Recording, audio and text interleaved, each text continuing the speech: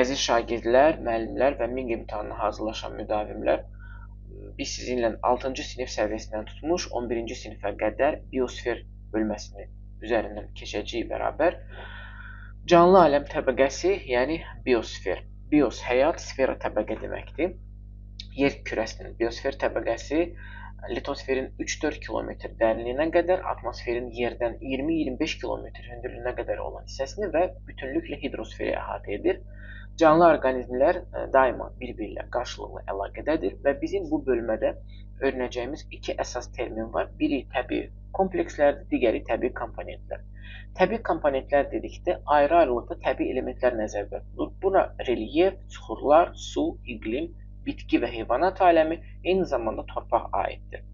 İqlim komponenti gözlə görünməsə də təbii komplekslərin formalaşmasında aparıcı rol oynayır. İndi isə gəlin görək təbii kompleks nədir? Ayrı-ayrılıqda sadaladığımız təbii komponentlər birləşərək müəyyən bir ərazidə vahid formada təbii kompleks yaradır. Təbii komplekslərin ən geniş yayılmış digər adı təbii zonalardır. Təbii zonalar ekvator xəttinə paralel olaraq zolaq şəklində yerləşir. Yəni ekvatordan qütblərə doğru, belə deyək də, onlar ardıcıl şəkildə özünü dəyişəcəklər.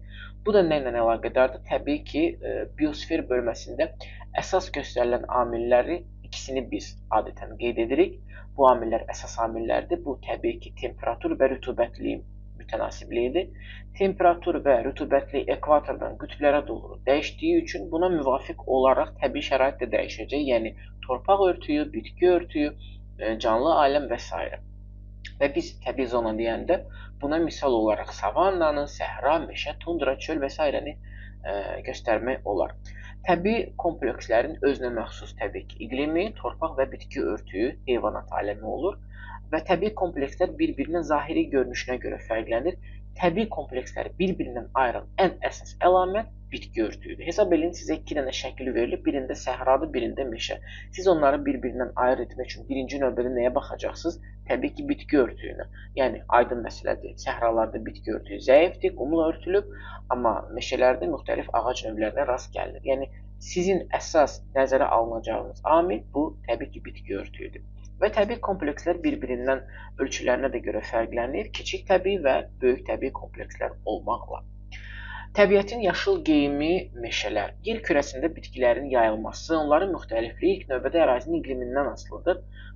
İqlim də dediyimizdə yenə iki əsas amil burada gəlir, belə deyək, ön plana. Bu təbii ki, temperaturdur və rütubətlənmə şəraitidir. Planetimizdə ən sıx bitki örtüyünə malik ərazilər meşələrdir. Rütubətli ekvatorial meşələrdə daha zəngin növ tərkibinə malikdir. Ümumiyyətlə, belə deyək də, meşə qurşağını biz iki qurşağa bölürük. Cənub qurşağı və şimal qurşağı. Cənub qurşağı dediyimiz ərazi ən çox ekvatorial bölməyə düşür. Bu meşələrdə ağaclar daim yaşıl olur və ya onlar öz yarpaqlarını ardıcıl şəkildə, belə deyək, dəyişdiyindən demək olar il boyu biz o dəyişimi gözlə, belə deyək, görmürük və meşələr daimə yaşıl rəngdə olur. Onların yayıldığı ərazilərdə il boyu hava şəraiti istidir və rütubətlidir. Günəş işığına çox ehtiyacı olan ağaclar da digərlərinə nisbətən daha hündür olur. Bu da nəticədə meşələrdə, yəni söhbət ekvatorial meşələrdən gedir, çox yarusluğa, yəni çox mərtəbələrin formalaşmasına səbəb olur. Sarmaşan bitkilər, biz bunları lianlar adlandıracağıq, ağaclara dolanaraq bu yarusları birləşdirir və nəticədə meşələri keçilməz edir. Ona görə də bəzən biz bunlara keçilməz cəngəlliklər də deyirik. Və bitki örtüyü, lianlar da ağaclar o qədər sıxdır ki, hətta gündüz vaxtı da meşənin daxili alaqaranlıq olur. Fikir verirsinizsə, burada əsasən 4 yarusdan ibarətdir. Birinci yarusda hündürlüyü 60 metrə çatan nəhəng ağaclardır. İkinci yarusda hündürlüyü 20-30 metr, üçüncü yarus 10-20 metr olan ağacları əhatə eləyir. Dördüncü yarusda isə hündürlüyü 2-3 metr olan kol və ayı döşəyi kimi, yəni qıcı kimilər rast gəlinir. Ekvatorial meşələr digər təbii zonalarla müqayisədə zəngin heyvanat aləminə malikdir. Burada rəngarəng quşlar, müxtəlif ilanlar, yaguar, panter, meymunlar, tapir və minlərcə həşərat yaşayır. Ağaclar möhkəmliyinə görə mebel istehsalı üçün qiymətli xam maldır. Bu meşələrin yerində qəhvə və tropik meyvələrin plantasiyaları da salınır. Və yer kürəsinin digər meşə qurşağı bu şimal meşə qurşağıdır ki, əsasən əhatə edir Avropanı və Şimali Amerika arasındakı eyni enli yarpaqlı meşələr. Xəzən bu meşələrə xüsusi gözəllik verir və onları daha rəngarəng edir. Yəni bu ağaclar payızda öz yarpaqlarını yenə dəyişir və belə deyək də qızılı rənglə boyanır. Enli yarpaqlı meşələrdə ağacların növ tərkibi müxtəlifdir. Bu ağaclara palıd, vələs, fıstıq, ağcaqayın və sair ağaclara misal çəkmək olar. Onlardan mebel, parket, kağız, kibrit, lak, boyaq maddələri istehsalında istifadə olunur. Respublikamızın ərazisində yayılmış meşələrdə əsasən enli yarpaqlı meşələrdir. Onlar bizdə orta dağlıq ərazini əhatə edir. Ən çox da palıd, vələs və fıstıq meşələrinə rast gəlinir. Amma buna baxmayaraq düzən ərazilərimizdə də çayların keçdiyi ərazilərdə və eyni zamanda yeraltı suların yer səthinə yaxın yerləşdiyi ərazilərdə düzənlik meşələrinə rast gələ bilərik. Ağcaqayın enli yarpaqlı meşələrdə yayılmış ağac növüdür. Xüsusilə bu Kanadada çox məşhurdur və ondan xüsusi şirə alınır ki, belə deyək, qida kimi də istifadə olunur və bu cür meşələrdə yayılan əsas belə deyək, heyvanlardan biri qonur ayıdır, bu meşələrin sakinidir. Şimali Amerika və Avrasiyada daha geniş yayılmış digər meşə sahəsi, yəni şimal meşə qurşağına, bir də iynəyarpaqlı ağaclara aiddir. Bu meşələri biz başqa cür tayqa adlandırırıq. Tayqada şam və küknar ağacları üstünlüyü təşkil edir. Onlar mebel və kağız istehsalı üçün əhəmiyyətlidir. Və bu tip meşələrdə bitən ən zəngin ağac növlərindən biri sidr ağacıdır ki, onun toxumundan yağ alınır. Bir də geniş yayılmış heyvanlardan biri şimal tülküsüdür ki, onun da xəzindən qiymətli qış geyimləri hazırlanır. Və təbii ki, bu heç də pozitiv bir şey deyil. Biz hamımız təbiət sevər olaraq, coğrafiya sevər olaraq buna qarşı çıxmalıyıq və insanlar heyvanları bu cür lazımsız şeyə görə belə deyək də öldürməməlidirlər və bir sıra inkişaf etmiş dövlətlərdə Kanadada, ABŞ-da elə Rusiyanın özündə də xüsusi xəzdərli heyvanların ferması var ki, bəli, istəmədən də yəni bunların müəyyən qırılmaya məruz qalır və onların nəsli tükənməsin deyən, ərazidə bitməsin deyən onlar xüsusi fermalarda sayını artırırlar. Bu da təbii ki, çox gözəl bir haldır. İkinci mövzumuz səhralar gəlir. Səhralar haqqında biz nə deyə bilərik? Səhralar soyuq və isti səhra olmaqla iki yerə bölünür. İsti səhralarımız dedikdə əsasən tropik, subtropik və mülayim enliklərdə yayılan səhralardan söhbət gedir. Bir daha xatırladıram sizə, sual düşə bilər. Tropik, yəni qumlu səhralar harda yayılıb, hansı iqlim qurşağı daxilində? Bura tropik, subtropik və mülayim iqlim qurşaqları aid olacaq və eyni zamanda soyuq səhralar var ki, onlar da Arktika və Antarktida olmaqla bu əraziləri əhatə edir. Soyuq və isti səhraların gəlin qısaca olaraq bir-birindən fərqinə baxaq. Aydından göründüyü kimi isti səhralarda temperaturu yüksək olur. Sutkalıq temperatur amplitudası yüksəkdir, yəni gündüz temperatur hardasa 38 dərəcəyə qədər qızır, gecə -2 dərəcəyə qədər düşə bilər. Bu da sutkalıq amplituda səbəb olur, yəni yüksək sutkalıq amplituda. Öz növbəsində burada güclü fiziki aşınma gedir. Və bu cür ərazilərdə bitki və heyvanat aləmi çox kasıbdır. Yayılan bitkilərin üst hissəsi çox kiçik olur, lakin kökləri torpağın dərinliklərinə qədər gedib orada özünə su axtarıb tapa bilir.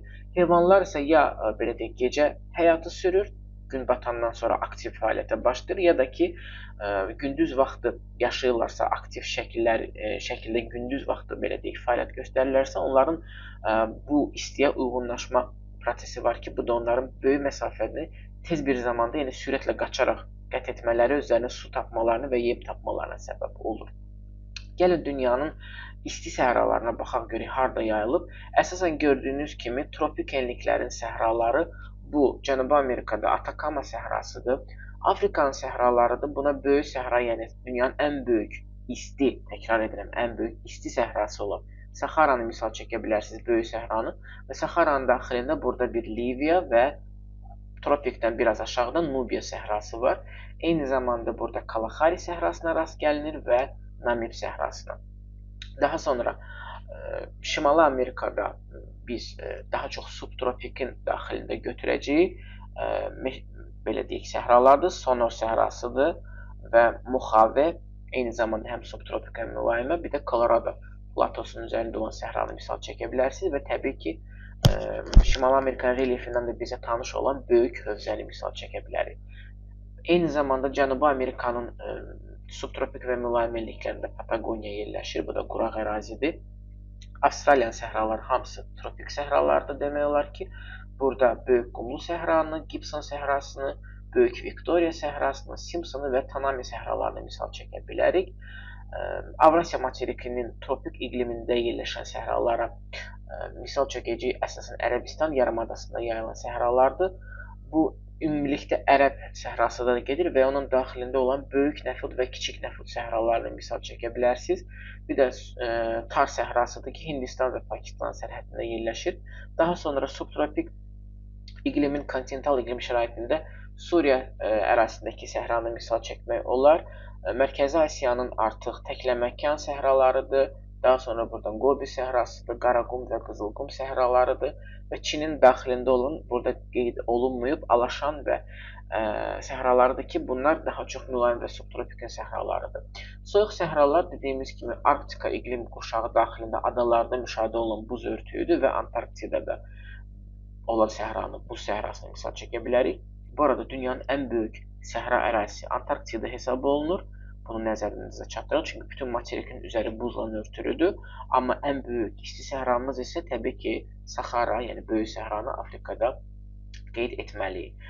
Bir də isti səhralarda, belə deyək, buz, yeraltı sular yer səthinə yaxın olan ərazilərdə vahələr, yəni oazislər əmələ gəlir ki, burada balaca bir kiçik su hövzəsi olur, bir göl olur, onun ətrafında palmalar bitə bilər və müəyyən heyvanlar yaşayır.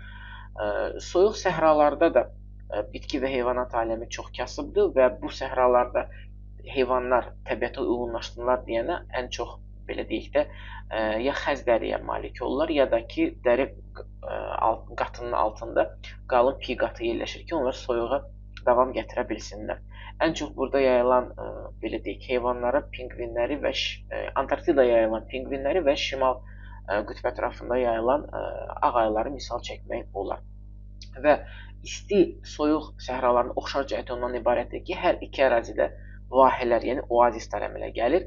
Bəs deyəsiniz ki, Antarktidada nə oazis əmələ gələcək? Sahil zonalarında bəzən yay mövsümündə buzlaqlar əriyir və bu ərazidə kiçik ərazilərdə mamır və şibiyə bitir ki, biz bunları Antarktida ərazilərində və belə deyək, Şimal Buzlu Okeanı daxilində yerləşən adalarda olan bu səhralarındakı oazislər olaraq adlandıra bilərik. Canlı aləmin müxtəlifliyi, yer kürəsinin inkişafının müəyyən mərhələsində canlılar əmələ gəlmiş və biosfer təbəqəsi formalaşmışdır. Siz sxematik olaraq da görürsünüz, bu, belə deyək də, bütün təbəqələr demək olar bir-birinə əlaqədardır. Torpaqdır, torpağın üzərində su və günəş enerjisi sayəsində və mikroelementlər sayəsində bitkilər bitir. Bu bitkilərlə ot yeyən heyvanlar qidalanır, ot yeyən heyvanlarla yırtıcılar qidalanır və s. Canlı aləmin müxtəlifliyi fərqlənir. Bitki və heyvanların, yəni üzvü aləmin təxminən 2,5 milyon növü vardır. Yer kürəsində növ tərkibinə görə heyvanlar, üzvü kütlənin miqdarına görə isə bitkilər üstündür. Lakin okean və quruda bu fərqlidir. Quruda canlı aləmin 92%-ni bitkilər, 8%-ni heyvanlar təşkil etdiyi halda, okeanlarda 94%-ni heyvan və mikroorqanizmlər təşkil edir. Geridə qalan 6% bitkilər və yosunlardır. Günəş enerjisi və istilik bitki, heyvan və mikroorqanizmlərin bir-biri ilə və eyni zamanda yerin digər təbəqələri ilə daim əlaqəsini təmin edir. Və belə deyək də, bitkilər günəş enerjisini udur, torpağın çürüntü, yəni humus qatı ilə qidalanır və üzvü maddələr yaradırlar və bu öz-özlüyündə bir qida zəncirini bizim üçün əmələ gətirir və bütün canlılar arasında mütəmadi şəkildə maddələr mübadiləsi baş verir.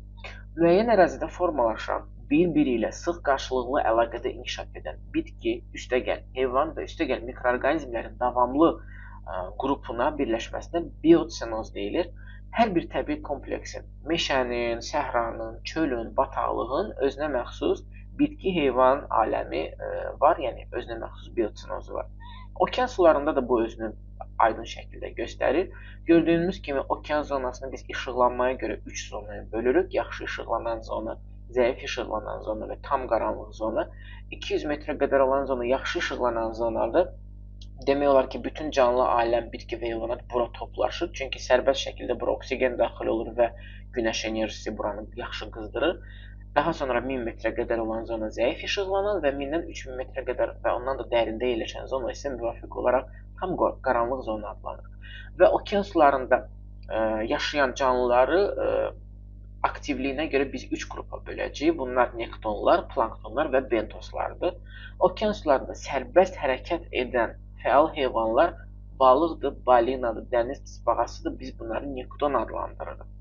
Bentoslar isə daha çox okeanın dib zonasında, yəni tam qaranlıq zonasında yaşayır. Onların orqanizmi adətən yastı və ya lent şəkilli olur. Bu da yüksək təzyiqlə əlaqədardır. Bu cür canlılara mollyuskları, mərcanları, xərçəng kimiləri misal çəkə bilərik. Və suyun üst qatında çoxlu sayda kiçik hərəkətsiz canlılara rast gəlir ki, biz də bunları planktonlar adlandıracağıq. Yadda saxlayırıq, planktonlar nektonlar üçün əsas qida mənbəyidir və bir də haşiyadan kənara çıxım, Antarktidanın ətrafına qayıdaq. Antarktidanın üzəri buz səhrası olduğuna baxmayaraq, onun ətrafındakı sularda çoxlu şəkildə planktonlara rast gəlir. Bu da öz növbəsində, yəni böyük heyvanlar üçün, suda olan heyvanlar üçün qida mənbəyi deyəndə Antarktida sularının ətrafındakı heyvanat aləmi adətən zəngin hesab olunur. Burada böyük, belə deyək də, nəhəng su heyvanları var. Və fikir verin, okeanda yaşayan canlılardan pasiv həyat şəkli keçirən canlılar planktonlardır. Lakin nektonlar və belə bentoslar da, belə deyək, daha aktiv həyat tərzi keçirir, yəni ən azı hərəkət edə bilirlər. Torpaq mövzusuna gəldik, çıxdıq. Torpaq nədir? Yerin üst münbit, yəni məhsuldar qatıdır. Bizə lazım olan kənd təsərrüfatı bitkilərinin becərilməsində təbii ki, torpağın mühüm rolu var. Torpaq olmasaydı bütün bitkilər olmazdı. Torpağın əmələ gəlməsi təbii bir prosesdir və aşınma nəticəsində iri suxurlar başlayır xırdalanmağa və kiçik hissələrə ayrılır. Torpağın bu hissəsi minerallardan ibarət olduğuna görə onu mineral tərkib adlandırırlar. Deməli, mineral tərkib nədir? Aşınma nəticəsində xırdalanmış suxur parçaları. Lakin sırf mineral tərkibindən ibarət olsaydı torpaq bir o qədər, belə deyək də, münbit və məhsuldar olmazdı. Zaman keçdikcə bitki və heyvanların çürümüş qalıqları torpağın mineral tərkibinə qarışır, onu zənginləşdirir və bu da öz növbəsində çürüntü, yəni humus adlanır. Bu hissə isə torpağın üzvü tərkibidir. Deməli, torpağın üzvü tərkibi nədir? Bitki və heyvanların çürümüş qalıqları. Bunu da biz adlandıracağıq çürüntü və ya humus. Suxurlar və humus torpağın münbitliyi üçün kifayət etmir. Torpaqda həm də eyni zamanda hava və su şəraiti olmalıdır. Bunun üçün torpaq dənəvər, məsaməli olmalıdır ki, su və havanı öz daxilində rahat saxlaya bilsin. Torpaqda olan su oradakı qidalı elementləri həll edir və bitkilər üçün yararlı hala salır. Torpaqdakı soxulcan, qarışqa, müxtəlif həşərat və mikroorqanizmlər çürüntülərin humusa çevrilməsində iştirak edirlər. Torpağın rəngi onun tərkibində olan humusun miqdarından asılı olaraq dəyişir. Dünyada ən məhsuldar torpaqlar qara torpaqlar, yəni çöl zonasında yayılan qara torpaqlar hesab olunur ki, onların da tərkibində çürüntünün miqdarı təqribən 8-9% civarında dəyişəcək, yəni söhbət humusun miqdarından gedir. Torpaqların müxtəlifliyi ilk növbədə ərazinin iqlim şəraitindən, relyefdən, suxurların tərkibindən, bitki örtündən və s. asılıdır. Deməli, sizə sual düşə bilər. Torpaq əmələ gətirən amilləri sayın. Bu deməli nə olacaq? İqlim şəraiti, relyef, suxurlar, bitki örtüyü və əlavə olaraq biz adətən burada antropogen amili də, yəni insan amilini də qeyd etməliyik. Torpağın münbitliyini təmin edən çürüntü qatı humusun miqdarı buradakı canlı orqanizm qalıqlarının tərkibindən asılıdır.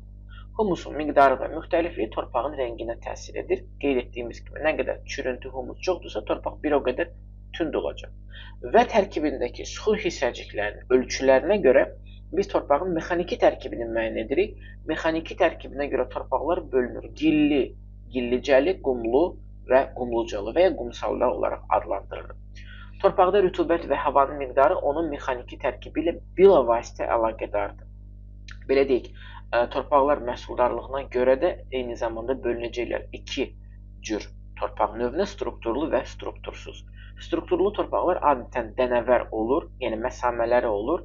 Bu cür torpaqlar qumlu, qumlucalı torpaqlardır. Onların su və hava rejimi, yəni dənəvər olduqları üçün daha yaxşı olur. Lakin münbitliyi az keçirən, su və havanı, belə deyək də, özündə az saxlayan torpaqlar struktursuz, daha doğrusu torpaqları adlandıracaq ki, bunlar da tozvari formada olur, gilli torpaqlardır. Deməli, yadda saxlayırıq. Strukturlu, münbit, məhsuldar torpaqlar mexaniki tərkibinə görə qumlu və qumlucalı, yəni qumsal torpaqlardır. Mexaniki tərkibinə görə gilli, gillicəli torpaqlar isə struktursuz, yəni qeyri-məhsuldar torpaqlar hesab olunur. Biz bir quyu qazsaq torpağın şaqlı kəsiyini görəcəyik. Torpağın şaqlı kəsiyində bir neçə qatlar, yəni horizontlar olur ki, burada birinci qat A qatı çürüntü qatıdır, yəni humus qatıdır. İkinci qat A2 qatıdır ki, bizdə o adlanacaq toplanma qatı. B qatı deməli bizdə daha doğrusu yuyulma qatı A2 qatıdır. Toplanma qatı olacaq B və ana süxur qatı var ki, biz onu adlandırırıq C qatı, yəni 4-cü qatdır. Hansı torpaq tərkibində olan minerallar ki, aşınır, parçalanır, biz onu ana süxur adlandırırıq. Yəni slaydın üzərində qeyd edək, yəni A1 qatı bizdə olacaq humus. Burada qeyd edirəm sizin üçün. Humus torpağın ən zəngin qatıdır, ən məhsuldar qatıdır. A2 qatı yuyulma qatıdır. Bu torpağın ən qeyri-məhsuldar qatıdır. Çünki burada yuyulma prosesi baş verir və heç bir çürüntü qatı bura toplanmır. Və müvafiq olaraq 3-cü qat adlanacaq bizdə toplanma qatıdır. Yəni yuyulma qatından yuyulub gedən bütün hissəciklər və digər çürüntü bura toplanır. Deməli, məhsuldarlığına görə humus qatından sonra gələn qatdır. 4-cü qatımız isə C qatıdır. Yəni bu da olacaq bizim üçün ana süxur. Bax, bu ardıcıllığı yadda saxlayın, yəni suallarda istifadə oluna bilər. Bura qədər hələ ki biosfer bölməmizin birinci hissəsi bəsdir. İkinci bölməmizdən başlayaraq biz dünyada yayılan müxtəlif torpaq tiplərini öyrənəcəyik. Və videonu bəyəndinizsə, belə deyək, xoşunuza gəldisə, təbii ki, burada virtual şəkildə bəyənməyi, kanala abunə olmağı unutmuruq və təbii ki, öz dostlarımızla, tanışlarımızla və digər coğrafiya ilə maraqlanan insanlarla da bunu bölüşürük. Bugünlük bu qədər, növbəti dərsdə görüşərik. Hələlik.